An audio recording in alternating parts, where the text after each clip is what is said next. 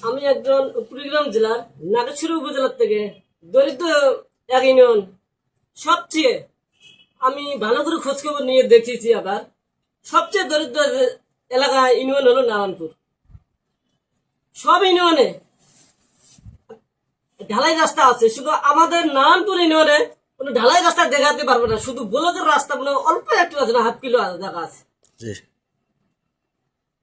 আমি চাই নতুন সরকার কাছ থেকে, বাংলাদেশের জেট থেকে ইউএনও স্যার, এসপি স্যার অবশ্যই আমার বাড়ি গেছে, এটা নোট আছে, এটা এটা আমি ভালো করে জানি। এমন সবাই আছে, আবার এমন অভাব গেছে। আমি এই উপজের সামনে থেকে আমি ভুলে গেছি। আপনি যে বলবো আবার এই সমস্যা, আমি সাহস পাইনি উপরে উঠতে, তারে কি বলবো। ওটা তো সমস্যার সমাধান হয়েছিল না। আমি ওই অফিসে গেছি, আমি ঘুরে গেছি, অনেক কষ্ট করে ঘুরে গেছি।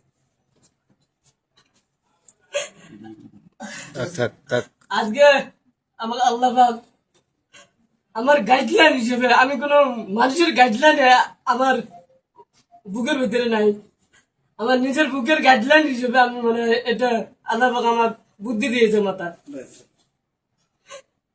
আর একটা কথা বলতে কি, স্যার অনেক ভালো কথা বলছে।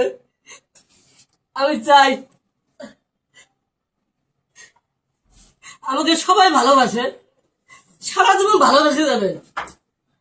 আর আমি ছোটবেলায় আসলে